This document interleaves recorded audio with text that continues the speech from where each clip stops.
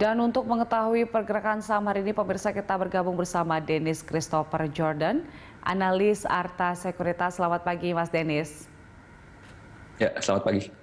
Iya, tadi indeks kita dibuka menguat tipis, kemudian beralih langsung ke zona merah. Tapi tampaknya sangat fluktuatif nih IHSG kita. Apa penyebabnya?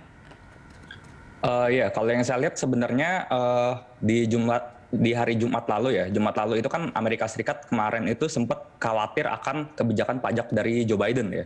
Tapi kemudian menguat setelah mencerna bahwa pajak dari Amerika Serikat itu yang naik itu hanya pajak untuk masyarakat yang punya pendapatan lebih dari 1 juta USD.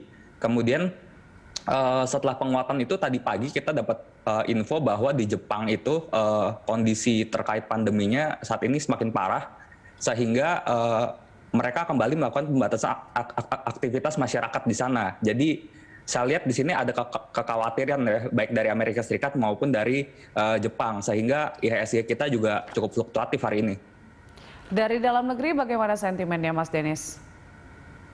Kalau dari dalam negeri saya lihat sih sejauh ini masih minim sentimen ya, terutama juga dari data perekonomian di Indonesia ya, saat ini masih minim. Kemudian dari data kasus COVID saya lihat sih ada perbaikan, meskipun dampak dari vaksinasi belum terlihat secara signifikan. Oke, apakah artinya memang untuk sepanjang hari ini indeks kita sangat rawan terkoreksi? Kalau masalah terkoreksi saya rasa tidak sih. Kalau secara teknikal ya, kita bicara teknikal ini saya lihat ada peluang untuk mengalami rebound, artinya bisa menguat dalam jangka pendek. Oke. Saya lihat di tren jangka menengahnya ini IHSG itu sudah berada di level support. Baik, artinya masih memang ada kesempatan untuk kembali ke zona hijau. Mas Dennis, nah ini kita ada beberapa sentimen yang terjadi pada pekan lalu seperti kebijakan larangan mudik begitu. Apakah ini mempengaruhi untuk aktivitas warga dan juga ke bursa efek kita?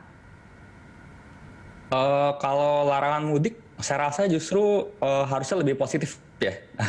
Jadi kalau di tahun-tahun sebelumnya kan biasa masyarakat itu mudik, malah aktivitas perekonomian lebih terganggu ya, karena kan orang pengennya liburan. Cuman di sisi lain memang konsumsi masyarakat meningkat. Nah di sini masyarakat kan cenderung lebih banyak kerjanya kan, karena ada larangan mudik ini waktu hari kerja diperpanjang, tapi konsumsinya tidak terlalu bagus. Jadi ada plus minusnya dari sentimen ini sih. Baik, ada plus minusnya. Nah, untuk BPJS Ketenagakerjaan yang juga sempat menarik dana, ini masih memberikan efek nggak ke bursa efek kita? Ya, saya rasa masih, dan pergerakan hari ini juga saya rasa dengan blue chip saham blue chip ini turun ya, terutama yang saham-saham BUMN ini kan banyak sekali dipegang oleh BPJS ya. Kalau kita lihat kan mengalami koreksi nih. Nah, itu juga saya rasa sih masih ada bagian dari BPJS ya yang melakukan penjualan. Ya, kalau kita lihat pada pagi hari ini top frequent, kemudian ada top value juga disumbangkan dari sektor perbankan, ada BBCA juga. Nah, apakah bisa akumulasi beli saat ini para investor, Mas Dennis? Kalau dari perbankan ya, perbankan ini sebenarnya saya lihat belum ada sentimen apa-apa selain kemarin Bank Indonesia menetapkan suku bunga ya. Tapi di sisi lain ada yang namanya, kalau di perbankan itu kita sebut namanya itu LC lokal. LC lokalnya kan turun. Jadi sebenarnya perbankan ini bakal agak susah untuk meningkatkan marginnya. Jadi marginnya akan menipis, sehingga pendapatan dari emiten perbankan ini agak turun gitu ya. Jadi sangat wajar kalau saham-saham perbankan hari ini pagi ini mengalami koreksi.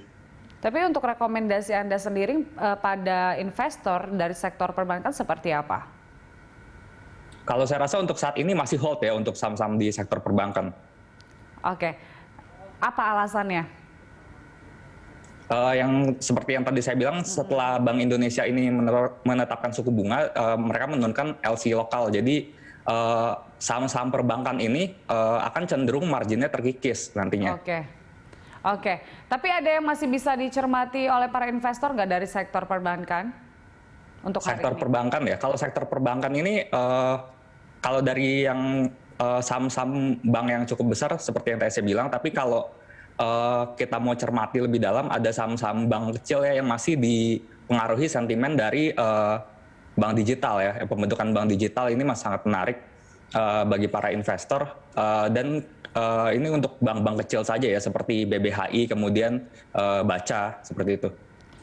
Oke, selain sektor perbankan, apalagi yang mungkin menarik untuk hari ini, Mas Denis? Yang cukup menarik ini dari komoditas masih sangat menarik, terutama di kelapa sawit dan batu bara ya, karena harganya sepekan terakhir naiknya sangat signifikan, terutama dari sektor sawit ya. Apa rekomendasi Anda dari sawit? Kalau di sektor sawit, saya masih merekomendasikan AALI, kemudian LSIP, dan SIMP. Oke, selain itu mungkin dari sektor teknologi dan sektor lainnya, apa yang masih bisa dicermati oleh para investor?